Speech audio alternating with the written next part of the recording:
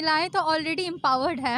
आप लोग हर घर में ही अगर आप लोग अपनी बेटी को सपोर्ट करने लगेंगे, उनकी boundary must be broken and nothing else then. Abhishek Kaushik और आप देख रहे हैं जनप्रहरी मीडिया। अभी मैं पटना के प्रतिष्ठित कॉलेज पटना वुमेंस कॉलेज के पास हूँ और इतनी प्रचंड गर्मी में लड़कियाँ पढ़कर आप देख रहे हैं कि किस तरह से बाहर आ रही हैं।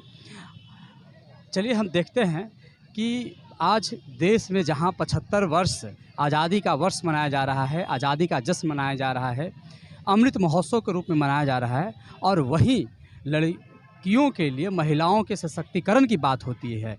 महिलाओं में कितना सशक्तिकरण आया है, कितना सुधार हुआ है, कितनी महिलाएं आगे बढ़ी है, हम इस कॉलेज के लड़कियों से जानने की कोशिश करेंगे। आज़ादी का 75 वर्ष के रूप में, अमृत महोत्सव के रूप में पूरे देश में मनाया जा रहा है। एक जश्न मनाया जा रहा है कि हम आज़ाद हो गए।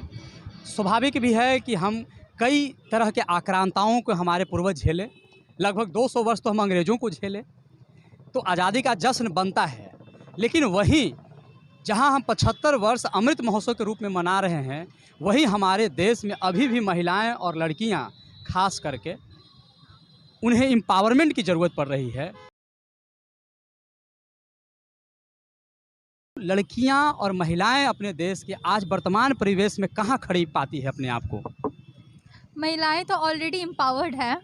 ऐसा नहीं है कि उन्हें और एम्पावरमेंट की ज़रूरत है, उन्हें बस खुद के अंदर की उस पोटेंशियल को पहचानने की ज़रूरत है, फिर वो खुद पे वर्क कर सकती है। उन्हें बस थोड़ी सी सपोर्ट की ज़रूरत है, जो उनकी फैमिली की ओर से ही मिल जाए तो बहुत है।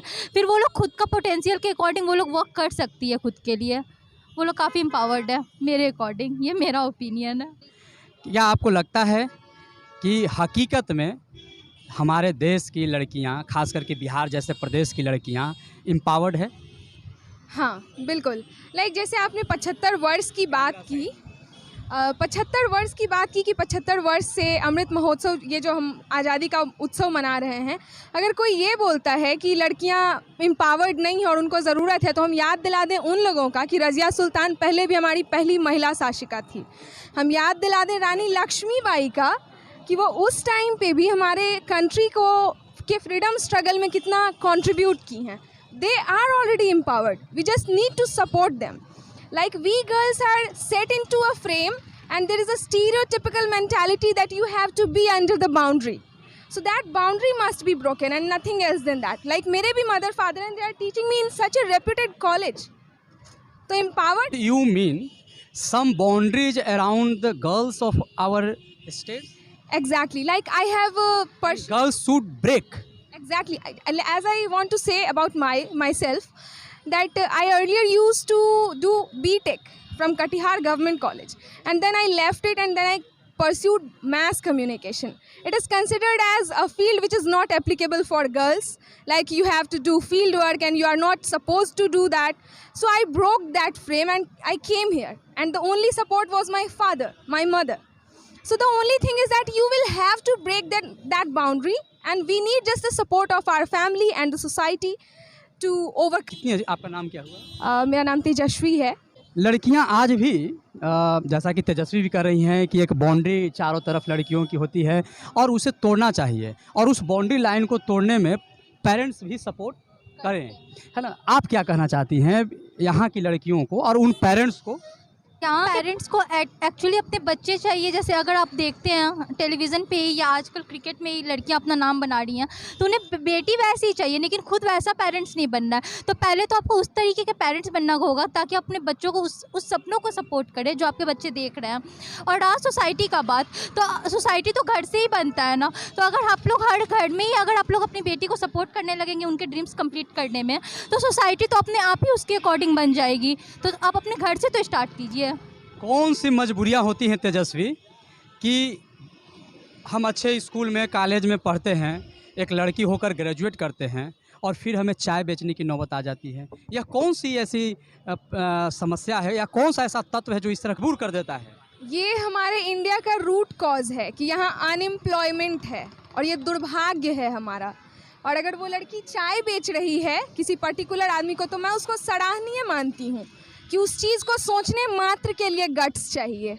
वो आरआरबी क्लर्क और एसबीआई क्लर्क का एग्ज़ाम फ्यू मार्क्स से उसका रह गया और फिर वो उस काम को कर रही हैं। और मैं ही वो लड़की हूँ जो टाइम्स ऑफ इंडिया के लिए पहली स्टोरी उनकी पब्लिश की हूँ।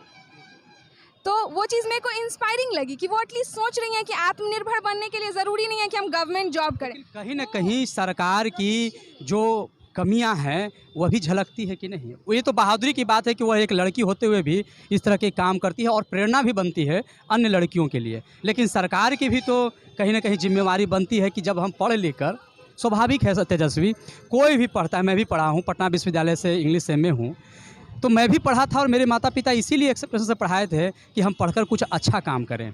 ठीक है, काम करना बुरी बात नहीं है, चाय बेचना बुरी बात नहीं है, लेकिन एक पढ़ी लिखी लड़की या पढ़ा लिखा लड़का चाय बेचे या सड़क पर काम करे या ईंट पत्थर जोड़े, तो ये ही प्रश्न चिन्ह खड़ा करता है हम अपनी सरकार के ऊपर। इस पर क्या आपका? सबसे पहली बात तो ये कि कोई काम छोटा या बड़ा नहीं होता, ये हमारी सोच है जो छोटी या बड़ी होती है। एक चाय वाले को अगर हम ये देख रहे हैं कि वो चाय वाला है यानी वो इलिटरेट ही होगा, it is our mentality and nothing else than that.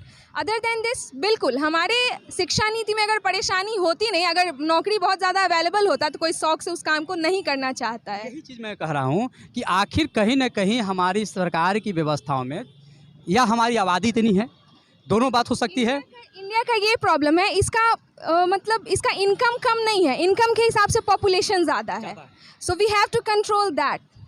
Resource का भी अभाव, लैक ऑफ रिसोर्स का भी अभाव है। तो हाँ, रिसोर्सेज है, लाइक लोग ज़्यादा हैं और उस हिसाब से फैसिलिटीज़ कम हैं। You are the student of journalism, mass communication आप कर रही हैं, आप क्या मैसेज देना चाहती हैं एक जर्नलिस्ट के रूप में? अगर मान लिया जाए आपको भी एक जर्नलिस्ट के रूप में कि सरकार कुछ इस तरह की काम करे जिससे कि अमृत महोत्सव अगर हम अभी मना रहे हैं 100 साल जब हमारी आज़ादी हो, कंप्लीट हो आज़ादी का, तो उस समय का जो जश्न हो उसमें हमारा देश किस स्वरूप में होना चाहिए?